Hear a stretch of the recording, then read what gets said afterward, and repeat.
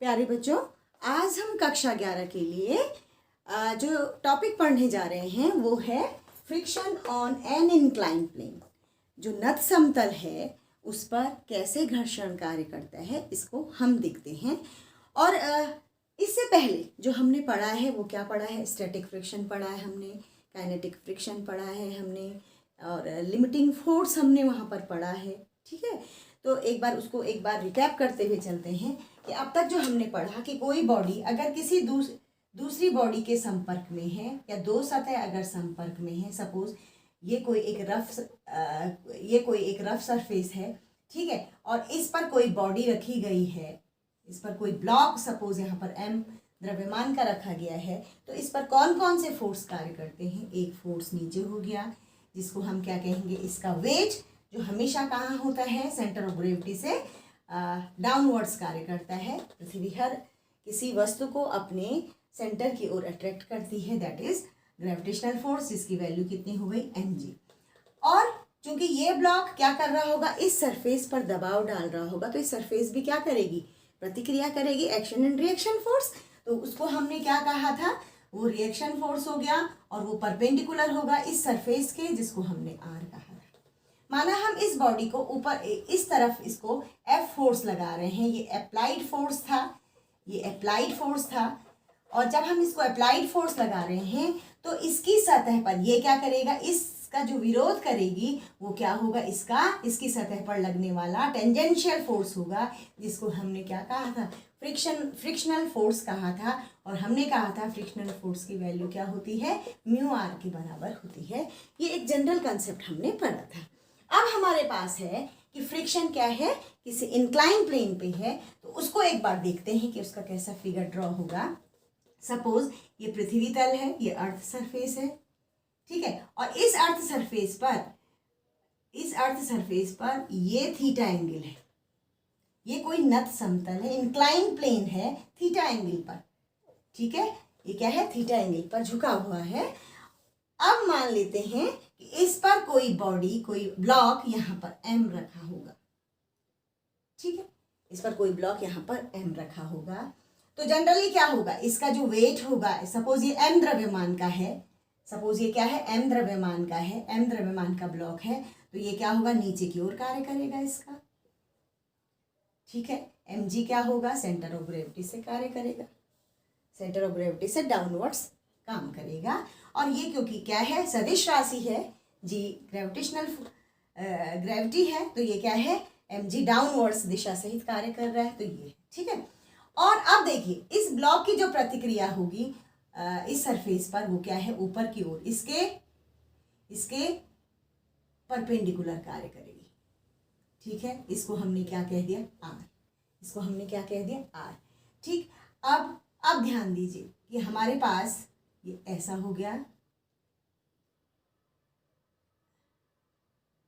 ये ऐसा हो गया, ठीक है, ये ऐसा है, ठीक। और अब देखिए आपके पास ये जो कि नत समतल पे रखा होगा, तो क्या होगा, ये नीचे की ओर फिसलेगा। तो जो फ्रिक्शन है वो क्या कर रहा है, इसको रोकने वाला, अगर ये बैलेंस्ड है तो इसको जो रोकने वाला फ्रिक्शनल फोर्स है वो कहाँ कार्य कर रहा होगा, इसको ऊपर की तरफ कार्य कर रहा है। सपोज हम इसको कहते हैं F, ये क्या है, फ्रिक्शनल फोर्स है, और ये हम जानते हैं this is equal to mu R, ये हम जानते हैं, ठीक है। अब इसको कौन बैलेंस कर रहा है, इसको कौन बैलेंस कर रहा है, तो इस mg को, ये जो फोर्स है सदिश राशि, इसको हम वियोजित कर देते हैं, ठीक है। तो इसको वियोजित किया तो एक घटक ये हो गया इसका परपेंडिकुलर घटक, और एक क्या होगा इसका पैरेलल घटक, ठीक है। इसको कौन बैलेंस कर रहा होगा, जाहिर सी बात है इसका जो पैरेलल घटक होगा mg का, वो इसको क्या कर रहा होगा, संतुलित कर रहा होगा, अगर ये फिसल नहीं रहा है तो, ठीक है। तो और ये क्या है, जो अपवर्ड्स r है उसको कौन, उसके प्रति ये क्या हो जाएगा, उसके इक्वल कौन हो जाएगा, ये परपेंडिकुलर जो इसका वियोजन वाला हिस्सा है। तो इस mg के दो वियोजित भाग हो गए, जिनका परिणामी क्या होगा, mg होगा। अब हमको ये एंगल निकालना है, हमको क्या करना है, ये वाला एंगल निकालना है, तो हम इसको क्या कर देते हैं, इसको ध्यान से समझना बेटा, इसको हमने परपेंडिकुलर ड्रॉ कर दिया है यहाँ पर, ये 90 डिग्री, ये थीटा, तो ये कितना बच गया, तीनों एंगल का सम कितना होता है 180 होता है किसी भी ट्रायंगल में, तो ये अपने आप ही क्या बच गया 90 माइनस थीटा, ये वाला एंगल 90 माइनस थीटा। अब देखो ये परपेंडिकुलर लाइन है, ये और ये परपेंडिकुलर लाइंस हैं and they are parallel to each other, और ये ट्रांसवर्सल इनको कट कर रही है। देखो एक छोटा सा एंगल यहाँ, एक ट्रायंगल यहाँ पर बना है, ऐसे बना है ये ट्रायंगल, देखो इसको मैं अलग से बना रही हूँ, ये ऐसे बना है, ठीक है। और ये क्या है, ये और यहाँ से देखो ये जो है ये 90 माइनस थीटा, तो कौन सा एंगल 90 माइनस थीटा, वो ये वाला एंगल क्या होगा 90 माइनस थीटा, क्योंकि दो पैरेलल लाइन को अगर कोई ट्रांसवर्सल लाइन कट कर रही है तो ये एंगल और ये एंगल क्या होते हैं, इक्वल होते हैं, वही यहाँ पर हुआ। तो ये 90 माइनस थीटा, ये चूंकि परपेंडिकुलर है तो ये 90, तो ये वाला एंगल कितना बच गया, ये ऊपर वाला, ये वाला एंगल हो जाएगा आपका थीटा। ये बहुत इंपॉर्टेंट चीज, ये क्या हो जाएगा, ये वाला एंगल थीटा हो जाएगा। तो आपके पास ये ऐसे हो गया ना, ये ऐसे हो गया, ये ऐसे हो गया, ये घटक है इसका mg नीचे को, तो ये एक घटक ये है और एक परपेंडिकुलर और एक पैरेलल घटक ये हो गया। तो ये थीटा है, थीटा के साथ वाला क्या होता है mg cos थीटा, और ये जो यहाँ पर पैरेलल है ये क्या हो जाएगा mg sin थीटा। इसका मतलब ये क्या हो गया mg cos थीटा जो इसका परपेंडिकुलर घटक है, और ये घटक हो जाएगा mg sin थीटा, ठीक है। तो आपके पास जो फ्रिक्शनल फोर्स है F वो म्यू आर है, और उसको अगर ये बॉडी फिसल नहीं रही है, जब ये रेस्ट में है, जब ये रेस्ट में है तो यहाँ पर कौन कार्य कर रहा होगा, स्टैटिक फ्रिक्शन। ये पढ़ा था ना हमने कि जब बॉडी मूव नहीं कर रही है, रखी हुई है, तो उस समय जब मोशन में नहीं है तब उस पर क्या कार्य कर रहा होगा, फ्रिक्शनल फोर्स। तो ये बैलेंस्ड क्यों है, क्योंकि आपके पास देखो जो ऊपर की तरफ लगने वाला बल है म्यू आर, ठीक है, आपके पास पहले यहाँ पे इन फोर्स को बना दीजिए, इन फोर्स को इक्वेशन बना दीजिए। आपके पास है आर, जो आर है उसको कौन बैलेंस कर रहा है, mg cos थीटा प्रतिक्रिया बल, ठीक है, और mg sin थीटा f जो ये म्यू आर है, म्यू आर है, इसको कौन बैलेंस कर रहा है, mg sin theta, mu R और mg sin। जब ये बॉडी बैलेंस में है तो यहाँ पर क्या है, उस समय की स्थिति को समझो, उस समय थीटा, अभी देखो जैसे जैसे थीटा का मान बढ़ता चला जाएगा, अभी थीटा कम है, अपने आप सोचिए अगर ये सरफेस है, अगर हमारे पास ये सरफेस है, अगर हमने इस पर कोई बॉडी रखी है, इंक्लाइन प्लेन है, इस पर कोई बॉडी रखी है, तो जब तक थीटा का मान कम होगा तब तक तो वो बॉडी किस में रहेगी, रेस्ट में रहेगी, यानी उस समय उसके पास कौन सा फ्रिक्शन काम कर रहा है, उसके पास स्टैटिक फ्रिक्शन उस समय काम कर रहा है, ठीक है। तो स्टैटिक फ्रिक्शन में क्या होगा, आपके पास ये जो mg sin थीटा है, ठीक है, mg sin थीटा, ये म्यू आर ज्यादा होगा तभी तो ये स्टैटिक में रहा है, घर्षण ज्यादा है, ये इसको क्या कर रहा है, इसकी वैल्यू क्या है, इस फ्रिक्शन की वैल्यू ज्यादा है, तो उस समय ये क्या है, स्टैटिक फ्रिक्शन की कंडीशन में है, ठीक है। जैसे जैसे थीटा का मान बढ़ता जाएगा, थीटा इंक्रीज करते चले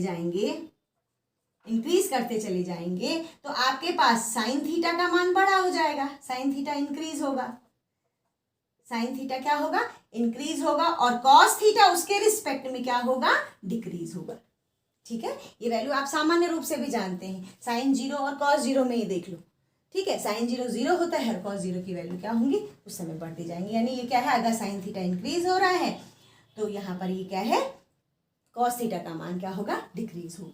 इसका मतलब कि शुरुआत की जो स्टैटिक फ्रिक्शन की कंडीशन है उस समय तो ये क्या है, ये वाला जो फ्रिक्शन है ये ज़्यादा है, इसने इसको होल्ड करा है, ठीक है, होल्ड किया है, तो उस समय उसके पास कोई मोशन नहीं हो रहा है, न कोई फिसलन नहीं है, मतलब वो डाउनवर्ड्स नहीं जा रहा है ना, तो उस समय कैसा फ्रिक्शन होगा, इस पर स्टैटिक फ्रिक्शन होगा। अब जैसे जैसे हम थीटा को इंक्रीज करते जाएंगे, साइन थीटा की वैल्यू इंक्रीज होगी, तो इसके रिस्पेक्ट में ये जो आर है, ये जो आर है, क्योंकि आर क्या है, आर किस पर डिपेंड कर रहा है, कॉस थीटा पर डिपेंड कर रहा है, तो आपके पास क्या हो जाएगा, जो एफ का मान है वो क्या हो जाएगा, mg cos theta into mu हो जाएगा, यानी cos थीटा की वैल्यू कम होती चली जाएगी, है ना। तो ये क्या होगा, उस समय ये बॉडी क्या होगी, आप देखो आपकी कंडीशन देखिए, दूसरी बार की कंडीशन हम ये देख रहे हैं कि थीटा को इंक्रीज करने पर थीटा क्या हुआ, इंक्रीज किया हमने, तो यहाँ क्या हो जाएगा, कॉस थीटा का मान साइन थीटा इंक्रीज होगा और कॉस थीटा क्या होगा, डिक्रीज होगा। इसका मतलब ये कम हो गया, ये डिक्रीज हो गया, तो ये बॉडी कहाँ हो जाएगी, फिसलने वाली हो जाएगी। अब देखो यहाँ पर उस कंडीशन को इमेजिन करो कि जैसे जैसे थीटा बढ़ते जाए, अभी क्या होगा, शुरू में क्या है, थीटा कम है तो बॉडी रेस्ट में है, थोड़ा थोड़ा करके हम एंगल बनाते जाएंगे, तो एकदम से तो बॉडी गिरेगी नहीं ना, है ना। थीटा के किसी मान पर बॉडी में क्या हो जाएगा, स्लाइड होना शुरू हो जाएगा। तो एक स्थिति ऐसी भी होगी जब आपके पास ये mg साइन थीटा और ये म्यू आर यानी म्यू mg कॉस थीटा बराबर होंगे। ऐसा होगा ना कि पहले ये कम है तो ये ज्यादा है, लेकिन फिर बराबर होंगे, और फिर ये क्या होगा, ये ज्यादा होगा तो ये कम हो जाएगा, है ना। तो हम इस वाली कंडीशन की बात कर रहे हैं। इस कंडीशन में जब आपके पास बॉडी बिल्कुल फिसलने वाली है, अभी फिसली नहीं है, ठीक है, थीटा का मान जैसे ही हम थोड़ा सा भी इंक्रीज करेंगे तो ये बॉडी क्या हो जाएगी, फिसलने लग जाएगी। तो ये वाली स्थिति कहते हैं, ये क्या है, जस्ट टू स्लिप वाली कंडीशन है कि बॉडी क्या है, वस्तु फिसलने वाली है, अभी फिसली नहीं है, वस्तु फिसलने वाली है। यानी ये कौन सी स्थिति आ गई, लिमिटिंग फोर्स वाली, एफएल वाली कंडीशन आ गई। अब हमने जरा सा भी थीटा का मान इंक्रीज किया तो ये बॉडी क्या हो जाएगी, फिसलने लग जाएगी, यानी ये वाली वैल्यू, ये वाला एफ जो है या म्यू आर जो है, ये इसके रिस्पेक्ट में ये ज्यादा हो गया ना, तो नेट फोर्स नीचे को लग रहा है ना, तो ये नीचे को फिसलने लग जाएगी, यानी ये कम हो गया, है ना। उस समय उस एंगल को, अभी तो बराबर है, इस समय थीटा के मान क्या है, mg साइन थीटा और mg कॉस थीटा की वैल्यूज क्या है, इसके रिस्पेक्ट में बराबर है, तो वहां पे बॉडी फिसलने वाली होती है। लेकिन जैसे ही थीटा का मान इंक्रीज कर दिया, थीटा का मान थोड़ा सा भी इंक्रीज किया, तो उस समय बॉडी स्लिप होना शुरू हो जाएगी, ठीक है। तो उस समय बॉडी स्लिप होना शुरू हो जाएगी, तो उस समय वाले उस एंगल को सपोज हम कह लेते हैं थीटा आर या अल्फा कह लेते हैं, इसको क्या कह लेते हैं, अल्फा कह लेते हैं। तब हमारे पास क्या वैल्यू आ जाएगी, यहां से आ जाएगा mg। उस समय अब बॉडी किस में आ गई, काइनेटिक फ्रिक्शन में आ गई, और उसकी वैल्यू क्या होती है, कांस्टेंट, ये जानते हैं ना। तो आपके पास क्या हो गया, mg sine of alpha is equal to mu S, बोल दो इसको mg कॉस ऑफ अल्फा, ठीक है। ये थीटा की जगह हमने क्या पुट कर दिया, अल्फा। ये वो मान है जहां पर बॉडी फिसलना शुरू हो गई, और अब हमारे पास कौन सा फ्रिक्शन काम करने लग गया, काइनेटिक फ्रिक्शन काम करने लग गया, विच इज ऑलवेज कांस्टेंट, जो हमेशा कैसा रहता है, नियत रहता है। तो यहां से देखो mg कैंसिल आउट, तो आपके पास क्या हो गया, mu S is equal to sine alpha upon cos alpha, क्या हो जाएगा, टेन अल्फा। और ये जो अल्फा एंगल है, ये बहुत इंपॉर्टेंट रिलेशन है, यहाँ पर बॉडी फिसलना, बॉडी मोशन में आ गई बस, ठीक है। तो ये वाला एंगल कहलाता है विराम कोण, इसको कहते हैं विराम कोण या रिपोज एंगल भी कहते हैं, इसको क्या कहते हैं, रिपोज एंगल, ठीक है।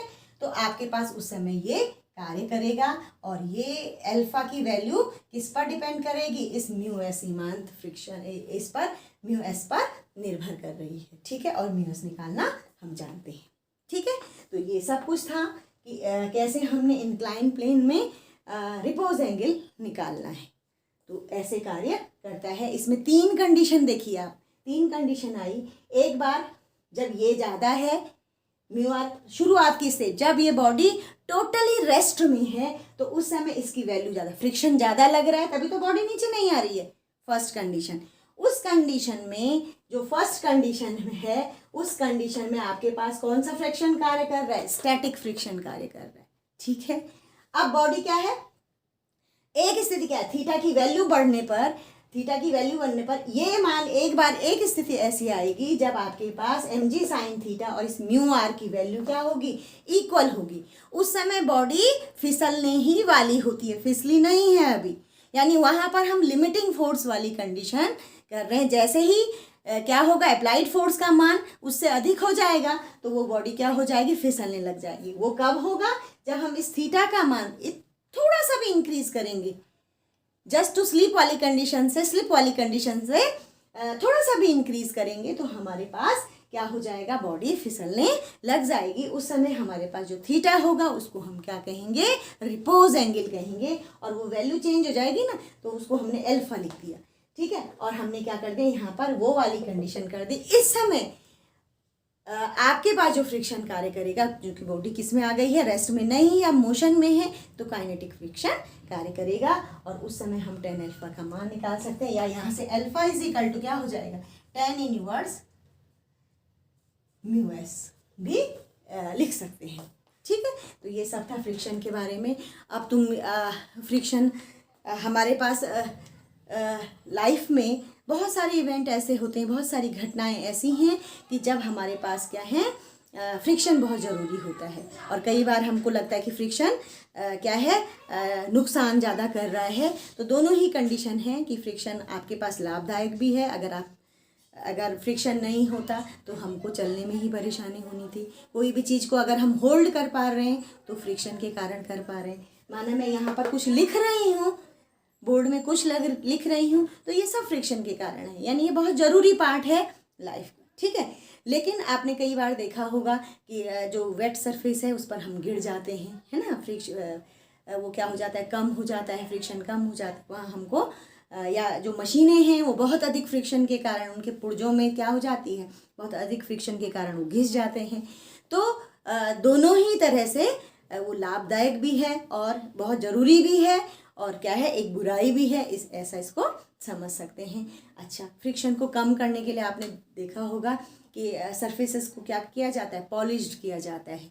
और पॉलिश करने से क्या होता है, हमने क्या कहा था कि कोई भी जो सरफेस है अगर उसको माइक्रोस्कोपिक लेवल पे देखा जाए तो उसमें उभार होते हैं, गड्ढे होते हैं। तो जैसे ही उस पर पॉलिश की जाती है तो पॉलिश जो है उन गड्ढों के ऊपर क्या बना देती है, लेयर बना देती है, और वो स्मूथ हो जाती है वो सरफेस। और फ्रिक्शन क्या हो जाता है, अगर हमें चाहिए, कम चाहिए तो पॉलिशिंग कर देते हैं या लुब्रिकेंट का यूज़ कर देते हैं। या आपने देखा होगा शूज़ में नीचे पैटर्न बने रहते हैं, वो फ्रिक्शन को बढ़ाने के लिए किया जाता है जब ज़रूरी है हमको, है ना। यानी फ्रिक्शन को कम भी किया जा सकता है और इंक्रीज़ भी किया जाता है। जो टायर्स आपने देखे होंगे, टायर्स में खांचे बने रहते हैं फ्रिक्शन बढ़ाने के लिए, ताकि क्या हो, वो स्लिप ना करें गाड़ियाँ। तो इस तरह का आप फ्रिक्शन के पास फ्रिक्शन को इंक्रीज़ और डिक्रीज़ किया जा सकता है, ठीक है। और इन पर base static friction, kinetic friction, mu की वैल्यू निकालना या एंगल ऑफ रिपोज निकालने के बहुत सारे न्यूमेरिकल आपकी टेक्स्ट बुक में है, आप उनको कीजिए और अच्छे से एक्सरसाइज को कीजिए। Thank you.